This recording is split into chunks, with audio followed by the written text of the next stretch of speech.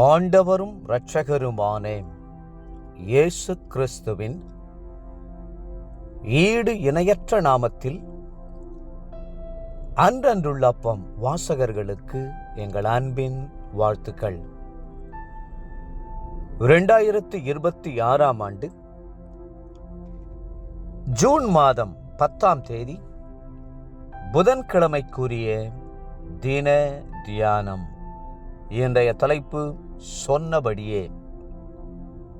Mark 11:23 சொல்லுகிறது, எவனாகிலும் தான் சொன்னபடியே நடக்கும் என்று தன் இருதயத்தில் சந்தேகப்படாமல் விசுவாசித்தால் அவன் சொன்னபடியே ஆகும். நாம் சொல்லுகிற வார்த்தைகளை கர்த்தர் கனப்படுத்துகிறார். நீதிமான் சொன்னபடியே ஆகும். மார்க் 11:23. அவன் செய்கிறது எல்லாம் வாய்க்கும். 1 சங்கீதம் 3ஆம் வசனம்.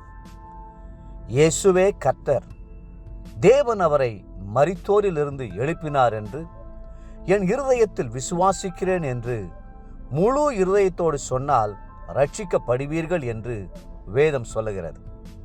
ரோமர் 10ஆம் அதிகாரம் 9-10 வசனங்கள். இயேசுவனுடைய தழும்புகளால் குணமானேன் என்றும் 1 பேதுரு 2:24. இயேசு தாமே என் பலவீனங்களை ஏற்றுக்கொண்டு என் நோய்களை சுமந்திருக்கிறார் என்றும் மத்தேயு 8:17. அவரே என் பரிகாரியாக கர்த்தர் என்றும் யாத்ராகமம் 15:26.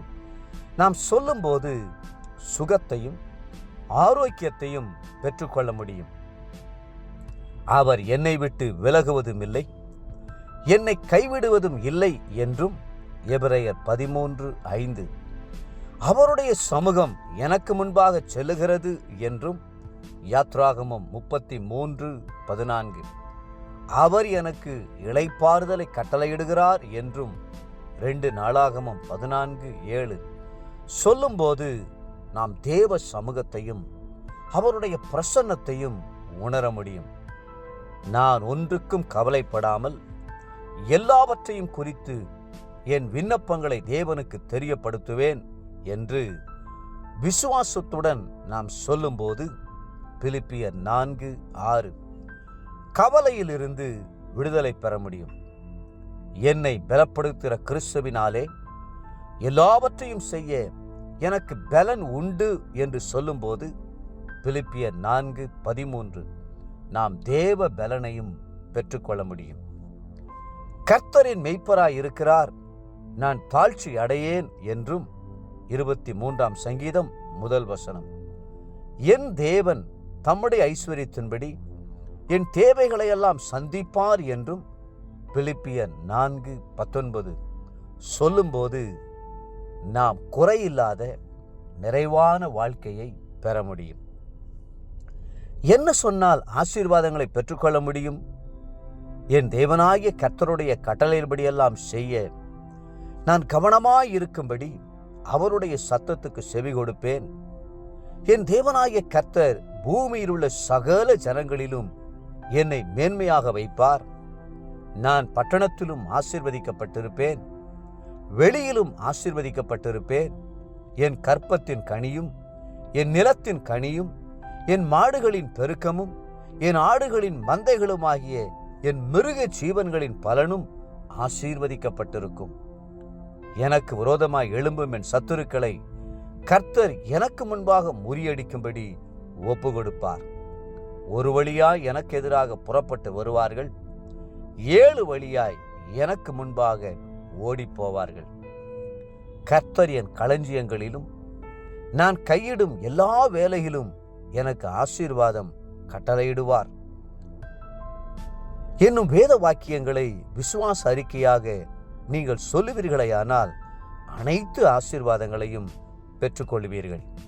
உபாகமம் 28ஆம் அதிகாரம் 1-8 வசனம் முடிய. இன்றைய நினைவிற்கு கலாத்தியர் 3:14. ஆபிரகாமுக்கு உண்டான ஆசீர்வாதம் கிறிஸ்து இயேசுவினால் புறஜாதிகளுக்கு வரும்படியாகவும் ஆவியை குறித்து சொல்லப்பட்ட வாக்குத்தத்தத்தை நாம் விசுவாசத்தினாலே பெரும்படியாகவும் இப்படியாயிற்று. இன்றைய வேத வாசிப்பு காலை 2 நாளாகமம் 34, 35 மற்றும் 36 அதிகாரங்கள். மாலை யோவான் 19 அதிகாரம் 1 22 முடிய. அன்புக்குரிய அன்றன்றுள்ளப்பம் வாசகர்களே, மீண்டும் உங்களை வாழ்த்துகிறோம். விசுவாசத்தோடு நீங்கள் சொல்லுகிறபடியே உங்களுக்கு ஆகும். கர்த்தர் உங்களை ஆசீர்வதித்து மென்மேலும் உயர்த்துவாராக. ஆமென்.